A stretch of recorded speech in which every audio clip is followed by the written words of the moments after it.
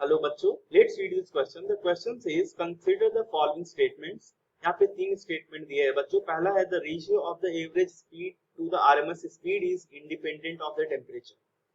दूसरा है बच्चों the square of the average speed of the molecules is equal to the square of RMS speed at a certain temperature. तीसरा है बच्चों kinetic energy of the gas molecules at any given temperature is independent of average speed.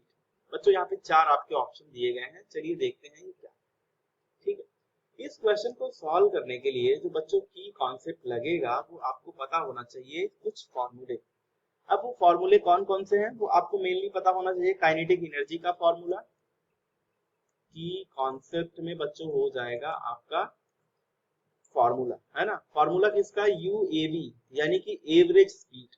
Average speed किसके बराबर होती है बच्चों? ये होता है बराबर under root 8RT divide by pi M. ठीक है, अब बच्चों दूसरा होता है URMS। ये किसके बराबर होता है? ये होता है बराबर under root 3RT divide by M, है ना। एम क्या है? मोलार मास है, और ये R universal gas constant, T temperature, U average जो है एवरेज काइनेटिक एनर्जी, और URMS यानी सॉरी एवरेज वेलोसिटी है ना। ये URMS क्या है? ये है रूट मीन स्क्वायर स्पीड, है ना। तो ये रूट मीन स्क्वायर स्पीड है मॉलिक्यूल्स। अब बच्चों एक और भी फॉर्मूला है काइनेटिक एनर्जी का। तो काइनेटिक एनर्जी का जो फॉर्मूला है बच्चों वो क्या है? 3/2RT। ठीक है, तो ये आपको तीनों फॉर्मूले क्या होने चाहिए? आने चाहिए। ठीक है, अब ध्यान से देखिए यहाँ पे एवरेज काइनेटिक एनर्जी। ठीक है, तो यहाँ पे मैं लिख देता हूँ एवरेज काइनेटिक एनर्जी का ये फॉर्मूला। अब पहला स्टेटमेंट देख रहे हैं, क्या बोल रहा है? The ratio of average speed to the RMS speed is independent of temperature.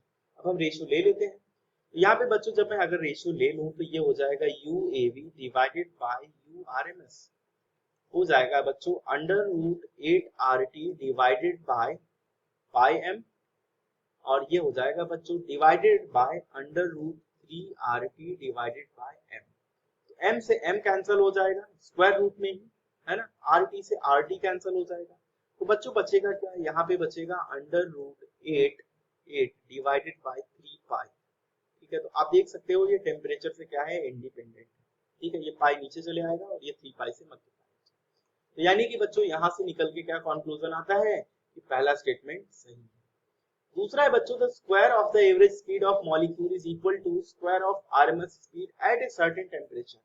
अब दोनों का अगर मैं स्क्वायर ले लूं तो ध्यान से देखो बच्चों, दोनों का अगर मैं स्क्वायर ले लूंगा तो ये कैसे इक्वल होंगे? ठीक है, तो अगर मैं यहाँ पे स्क्वायर लूं UAV स्क्वायर, है ना, तो ये बच्चों क्या हो जाएगा? 8RT divided by pi M.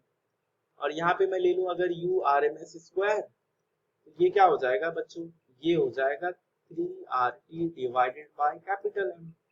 ठीक है, तो हम देख सकते हैं UAV जो है ये बराबर नहीं है UAV स्क्वायर इसके URMS के, ये दोनों बराबर नहीं है। तो दूसरा स्टेटमेंट जो है ये आपका इनकरेक्ट हो जाएगा। ठीक है, तो बच्चों यहाँ से दूसरा स्टेटमेंट आपका इनकरेक्ट हो जाएगा। अब आपसे करेक्ट वन पूछा हुआ है। तीसरा देखते हैं, तो बोल रहा है kinetic energy of gas molecules at any given temperature is independent of average speed.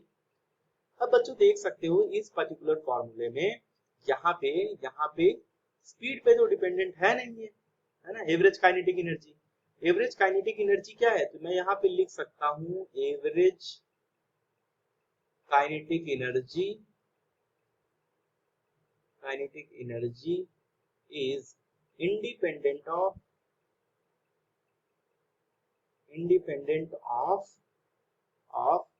the average speed। ठीक है, तो बच्चों ये क्या है? ये वाला जो आपका ऑप्शन है ये वाला क्या हो जाएगा? Independent of average speed. ये वाला भी करेक्ट हो जाएगा। तो आपका फर्स्ट एंड थर्ड जो है वो करेक्ट स्टेटमेंट है। तो फर्स्ट एंड थर्ड किसमें दिया है बच्चों? ऑप्शन डी में। तो आपका डी करेक्ट ऑप्शन हो जाएगा, बाकी सारे ऑप्शन रॉन्ग हो जाएंगे। So बच्चों, hope you understood it well. Best of luck.